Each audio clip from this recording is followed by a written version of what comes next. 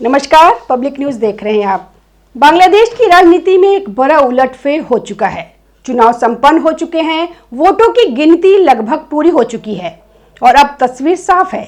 Bangladesh nationalist party यानी BNP के नेता तारिक रहमान देश के अगले प्रधानमंत्री बनने जा रहे हैं। 17 साल बाद विदेश से लौटे तारिक रहमान ने बेहद कम समय में राजनीतिक समीकरण बदल दिए। लेकिन इस चुनाव का परिणाम सिर्फ एक नेता की जीत की कहानी नहीं है।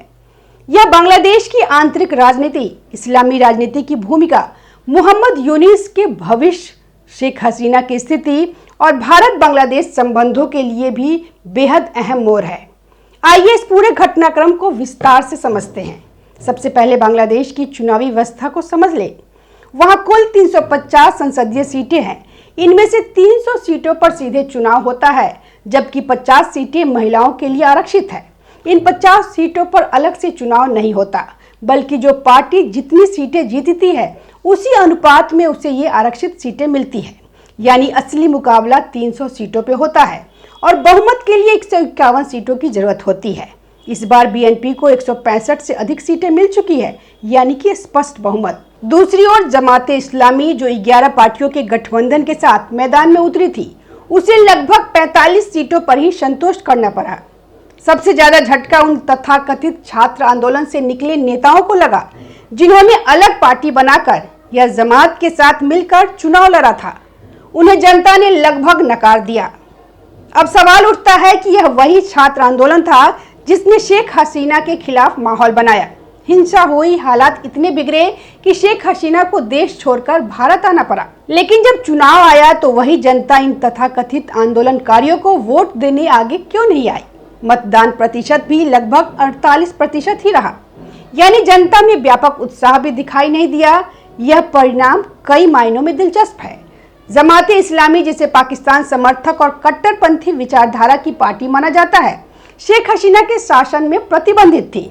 लेकिन जैसे ही मोहम्मद यूनिस सत्ता में आए, उन्होंने जमात के कई नेताओं को जेल से रिहा किया, उनसे मुलाकात की और उन्हें राजनीतिक स्पेस दिया। माना जा रहा था कि यूनुस और जमात के बीच समझौता है। अगर जमात सत्ता में आती तो यूनुस का प्रभाव बना रहता, लेकिन चुनाव परिणाम ने उस संभावना पर विराम लगा दिया। अब जरा तारिक रहमान की रणनीति को समझिए। चुनाव से ठीक एक दिन पहले उन्होंने अपना घोषणा पत्र जारी किया। उसमें एक खास बात थी, शेख हसीना का नाम तक नहीं लिया गया। यह एक राजनीतिक चाल थी, क्योंकि शेख हसीना की पार्टी अवामी लीग इस चुनाव में प्रतिबंधित थी।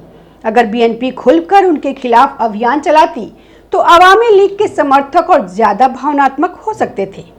इसके बजाय तारिक रहमान ने 3 बड़े मुद्दे पर फोकस किया। पहला, अल्पसंख्यकों की सुरक्षा। उन्होंने हिंदुओं, बौद्धों और ईसाइयों के जान माल और पूजा स्थलों की सुरक्षा के लिए कड़े कानून बनाने का वादा किया। बांग्लादेश में हाल के वर्षों में अल्पसंख्यकों के खिलाफ हिंसा की घटनाएं बढ़ी थी। इस वादे ने अल्पसंख्यक वोटरों को प्रभावित किया। बांग्लादेश में हिंदू, बौद्ध और ईसाई समुदाय मिलाकर लगभग 10% आबादी है। पिछले वर्षों में अल्पसंख्यकों पर हमलों की खबरें आती रही है। मंदिरों पर हमले, आगजनी, हत्या और उत्पीड़न। चुनाव से पहले भी कई घटनाएं दर्ज हुई।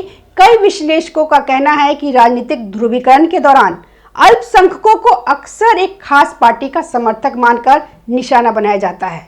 बीएनपी और जमात दोनों ने अपने घोषणा पत्र में अल्पसंख्यकों की सुरक्षा का वादा किया, लेकिन इतिहास, खासकर 1971 के मुक्ति संग्राम के दौरान की घटनाएं अब भी संदेह पैदा करती है। यदि नई सरकार संतुलित और समावेशी नीति अपनाती है तो सहिष्णुता बढ़ सकती है, लेकिन यदि धार्मिक कट्टरता हावी होती है तो पलायन और सामाजिक विभाजन बढ़ सकता है, जिसका असर अर्थव्यवस्था और क्षेत्रीय स्थिरता पर भी पड़ेगा। कुछ विश्लेषकों का मानना है कि यदि जमाते इस्लामी का प्रभाव बढ़ता है तो इस्लामी कानूनों को अधिक सख्ती से लागू करने की कोशिश हो सकती है। हालांकि गठबंधन सरकार में अन्य दलों की भूमिका भी महत्वपूर्ण होगी। यदि धार्मिक एजेंडा प्राथमिकता बनता है तो सामाजिक विभाजन बढ़ सकता है, लेकिन यदि सरकार आर्थिक सुधारों और प्रशासनिक मजबूती पर ध्यान देती है तो स्थिरता आ सकती है। दूसरा, महिलाओं के लिए आर्थिक योजना।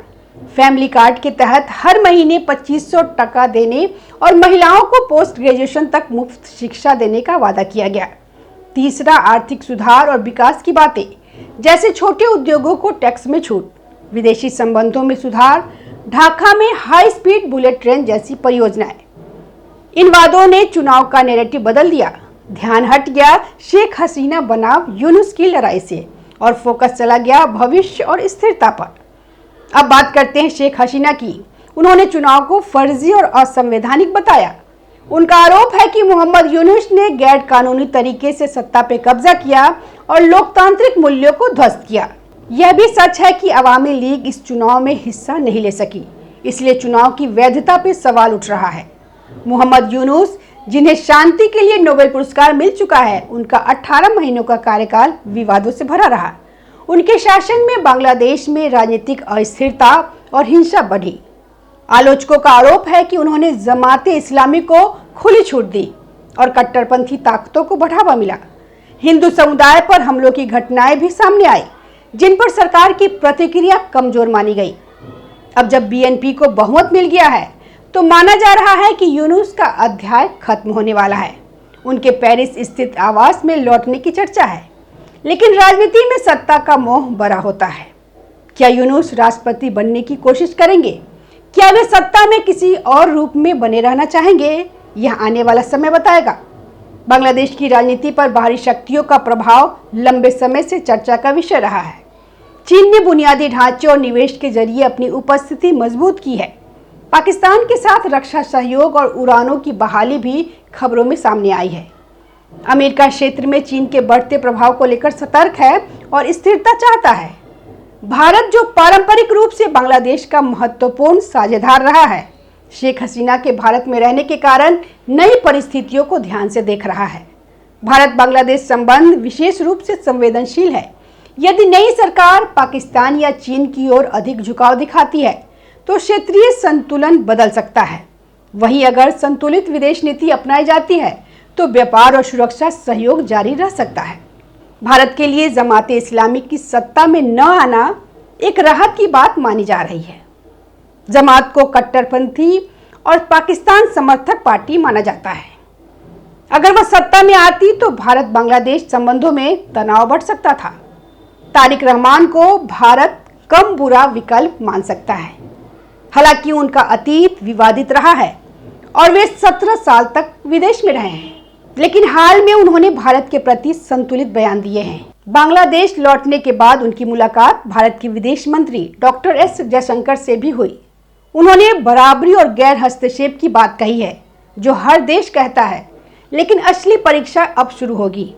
एक बड़ा सवाल शेख हसीना को लेकर है। वे इस समय भारत में है।